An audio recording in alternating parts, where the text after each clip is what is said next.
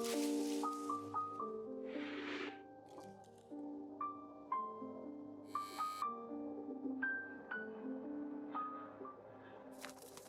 guys, it's Merce. Welcome back to Harpies in the Trees, where I review horror books with a supernatural focus. Before we begin, I just want to say that I hope you're doing well. I hope you're taking care of yourselves and you're taking time just to get away, to relax, to recharge. All of those things are so important. So today I'm going to be reviewing two books. These two here, Poppy Z. Bright's Exquisite Corpse and the Bottom Feeders by Jerry Roth.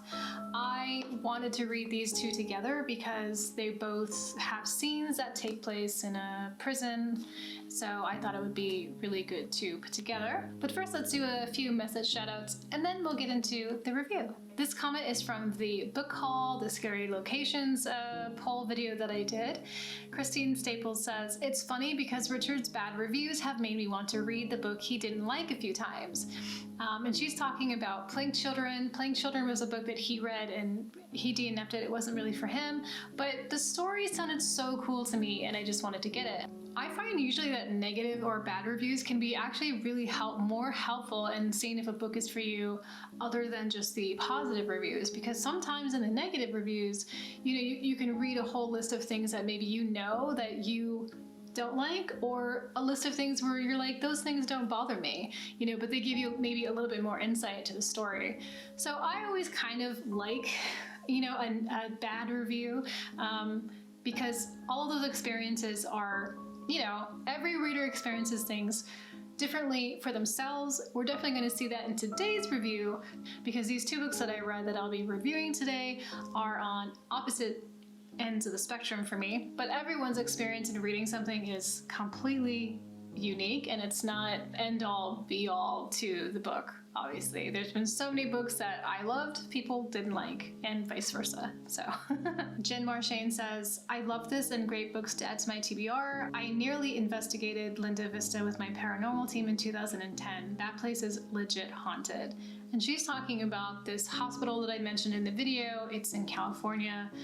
It has a reputation for being haunted, but I have been in there twice myself and was just kind of like sharing an experience with that. And that place has also been turned into a home for low-income elderly, I believe. So it has been repurposed. I wonder if any of the residents ever experience anything. It would be pretty cool to kind of find out.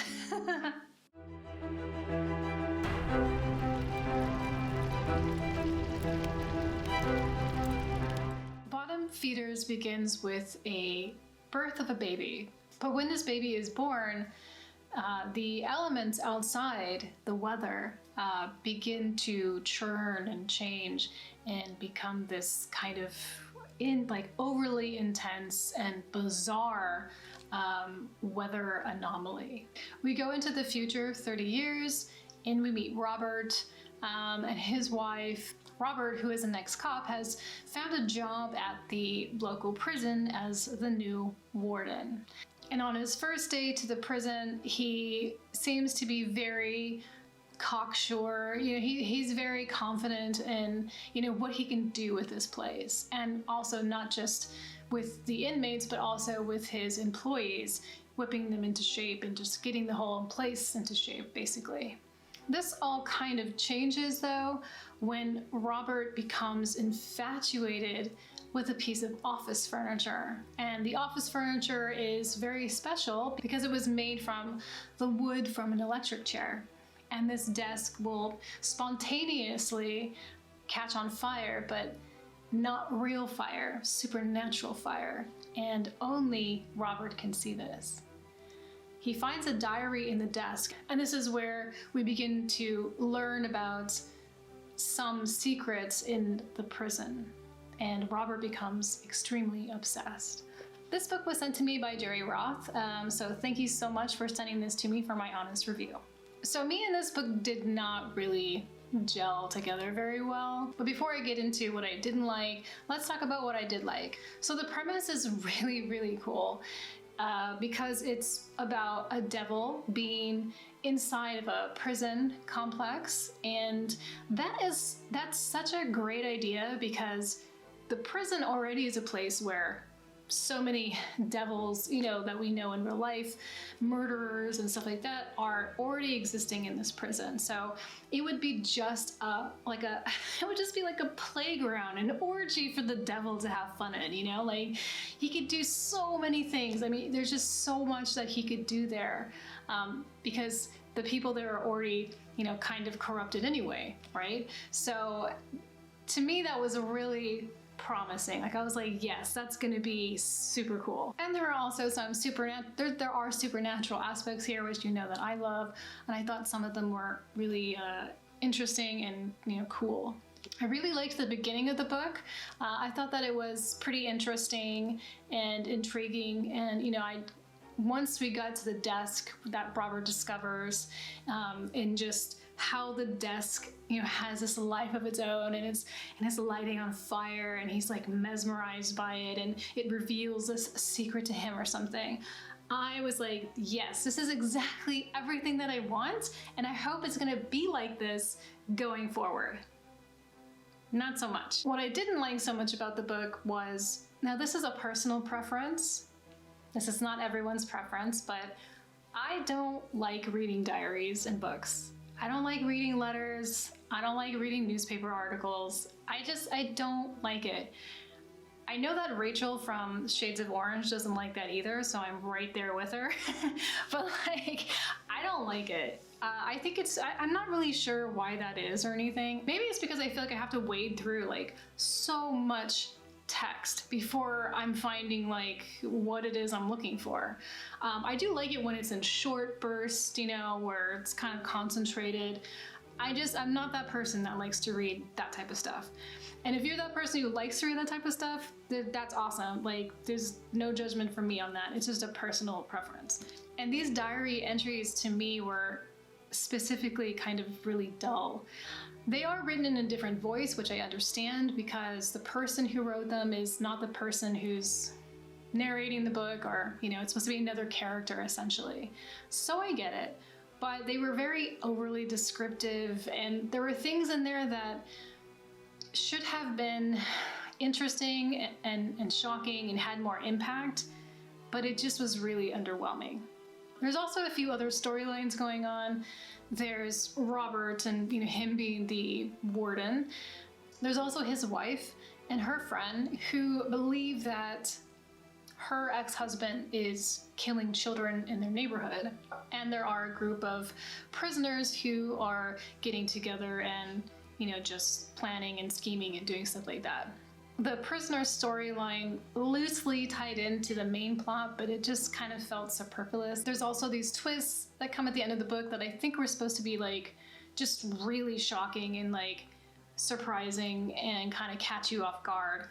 But for me, it was just really underwhelming. It wasn't scary, it wasn't creepy, there was no tension, there wasn't any suspense. To me, it was a very just kind of monotone story. It didn't have its ups and downs. I think that's another reason why it was like underwhelming often. And I think because I'm a person who likes character-driven kind of stuff, this is not a character-driven story. So the characters, I didn't connect to any of them. I really didn't find much to like or dislike about them. It was just, I just didn't have any feelings for the characters. There was one character in there who I kind of liked, who was called Jake. He was someone that Robert was sort of bullying and kind of torturing in the prison because he was overweight and not very aggressive. He really wanted to teach his employee to be, you know, strong and aggressive and whatever. So he was really picking on this dude. And at the end of the story, he kind of like gets his moment. So that was the, but he's like in this, he's not even really in the story that much. So he was the only one that I was like, yeah, that's kind of cool, you know? The characters also really didn't make a lot of sense to me. There is no character development, so we don't really get to know Robert before he gets to the prison. We only know him, like, I think this story takes place in like 4 or 5 days or something. So it's like, we only know him once he starts his day one there, and then he's already obsessed with the desk. And I guess he's changing, but it's hard to tell. So his character, again, just kind of feels like, you know, it's just staying in that monotone road. And I think the last thing is that it just wasn't believable for me. Like, I wasn't buying any of the situations that were happening. They either sounded just like kind of weird, like it didn't make sense to me, or out of nowhere, or, you know, convenient, you know, so that one thing can lead to another or something. So it wasn't really the book for me. I know a lot of people did enjoy this book though, so I'm probably going to be in a big minority here, but you know, that's just the way that I experienced it. So my rating for Bottom Feeders is 2.5 stars. It just really did not work for me. I wish that it did, because the premise was really cool.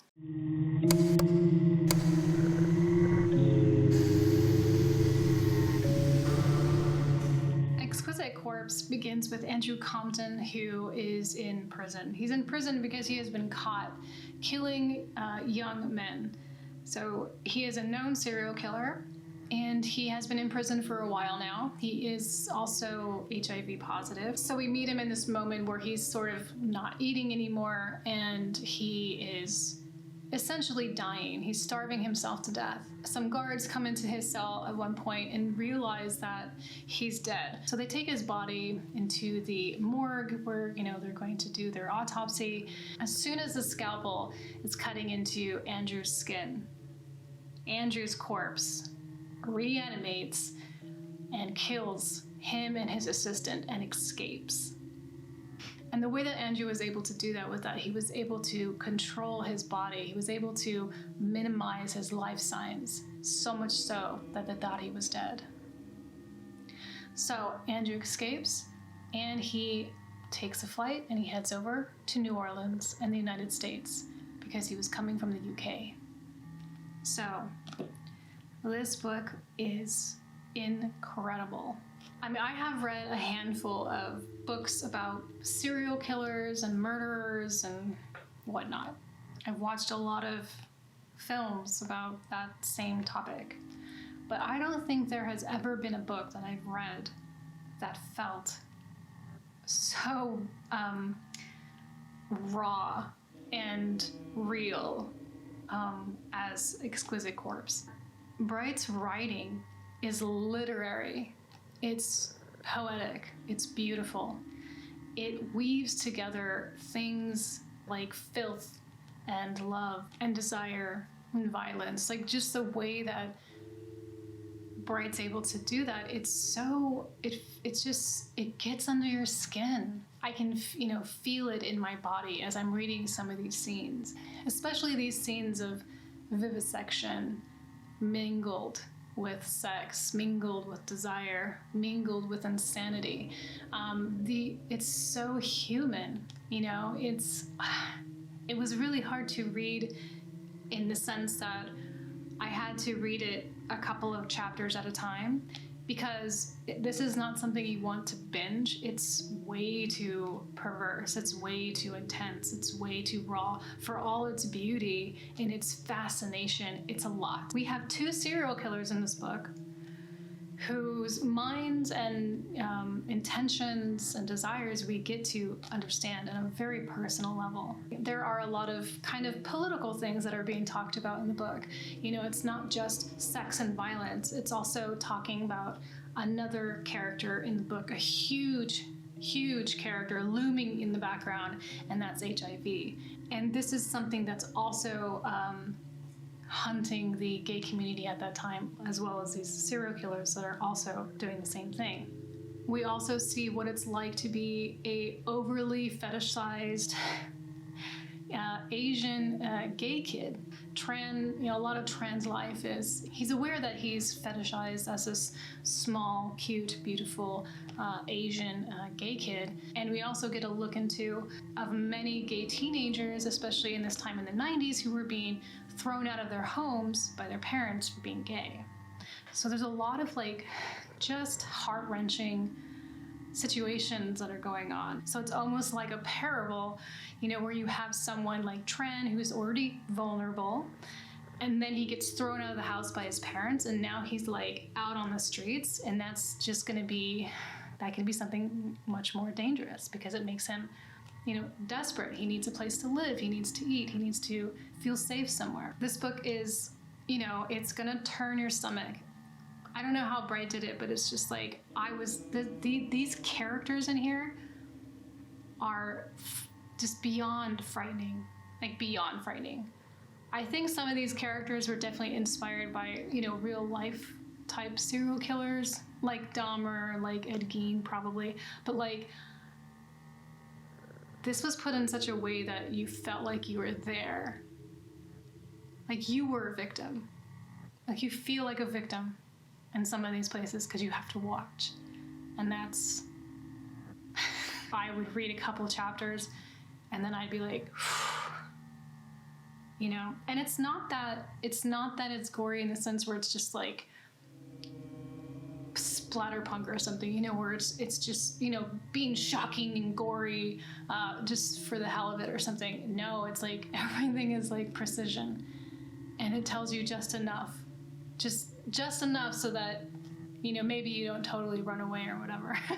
So the difference between this one and the Bottom Feeders was like, in Bottom Feeders, you know, we had this devil who I felt was, you know, kind of like your typical devil character, but in Exquisite Corpse, we have a devil and two devils in here that are really what I would say the definition of evil. Exquisite Corpse, 5 stars. Will I read this again, you ask? Probably not. I mean, at least not anytime soon. But I would never get rid of the book. Actually, I don't know if it was on YouTube or on Instagram, but a commenter said, I love reading Poppy C. Bright, but I always felt like I had to hide it when other people came around. And that is exactly kind of the feeling the book has. It's almost like a dirty photo, right? You know, some like lewd photograph or something that you're not supposed to share with anyone. It's sort of like that. And that's cool. It's cool. So I hope you guys enjoyed this review. Let me know down in the comments if you've read Bottom Feeders and, you know, there was something that I missed or something. Let me know. Always willing to, you know, discuss. If you've read Poppy C. Bright before, you know what I'm talking about. Let me know what your favorite book is. Thank you so much for spending your time with me tonight. If you like this video, please like and comment below. It would mean a lot to me. Please take care of yourselves, look out for each other, and I will talk to you next time.